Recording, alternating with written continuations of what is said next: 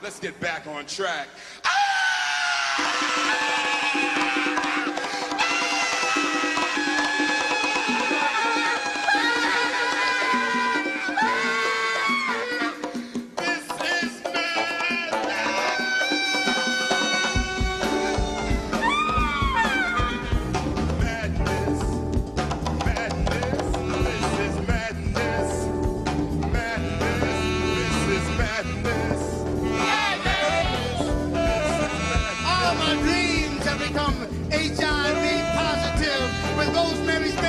In my face, and Tiny Tim sticking his moldy penis into my bleeding mind as it cries for the strength to repel the sanctimonious sounds of the right group, the Grateful Dead, of the black and Latino women who are 85% of the AIDS cases in New York City are being choked by the Christianity gas passed by the most Reverend Bishop Gordon J. Shane as he shouts it to us. Oh, in the name of the Lord now. And my realities have turned into a stone figuration of Miss Liberty as she stands on the corners of the world, as she stands on the corners selling her HIV-infected self to the world, to anyone who doesn't use condoms, and all the while, he's just on a throne of ego shit with DDT in one hand and wearing a crown of black and Latino children who are 87% of the AIDS cases at New York City,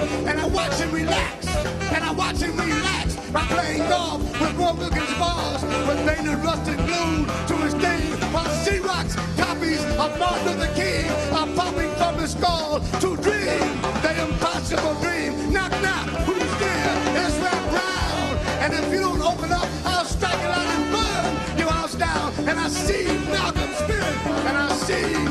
spirit, his eyes burning red, black, and green flames, and crying tears of Thunderbird wine that seem to touch my lips and make me uncomfortable and taste of freedom. Freedom by any means necessary. It's necessary to have freedom by any means necessary. And I begin to hate with love and love with hate. This is madness. This is madness. This is madness.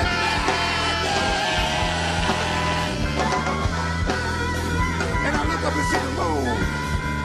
And I look up and see the moon. And I look up and see the moon bleeding lifeless white maggots and screaming for my help as the eagle's raping claws rip and tear at his virginal form. Oh, ECs, oh, Tutmosis, oh, Sunlaw, oh, Lord, Bismillah of Mandarin, give me your undying strength to rise up and reorder the cosmos so that man can truly understand and appreciate the cosmic beauties and realities of science and love. And he has turned the feminine part of me. And he has turned the feminine part of me into a sexual thing. Look at her standing there wearing a mango miniskirt made from the strands of Freud's mother's pubic hairs and an uncovered breast dripping blood and pus and her lips colored with the anesthetic white woman called Eva. Yet she smiles at me through the indignity of Buakana ejaculating sperm into her mind, and George Wallace mentally finger fucking you at night in this wet dream, and her soft, wet, clinging tears of love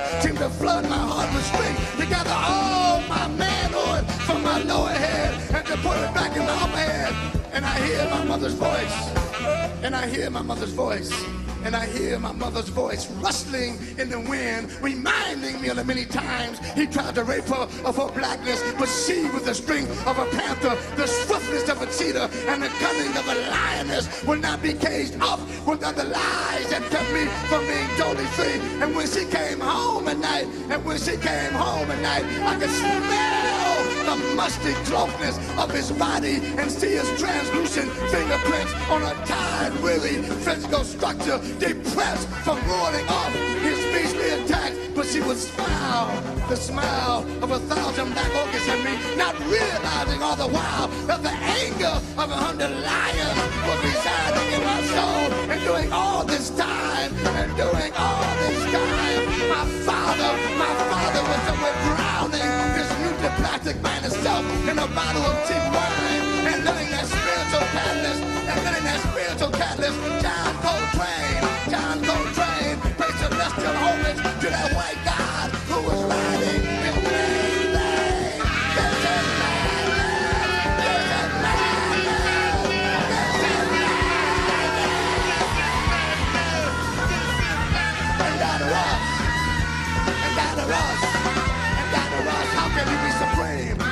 Pharaoh's how can you be supreme and sing songs of black love when your mouth is overrunning with the sperm of trigger? And William Styron is going to commit suicide when he finds out that Nat Turner made love to his great-great-grandmother, and he has taken our most violent and militant leaders and took lollipops up their ass to pacify their black motherfuckers. And he is beginning to assume that all of us were born under the same colors before, because all we do is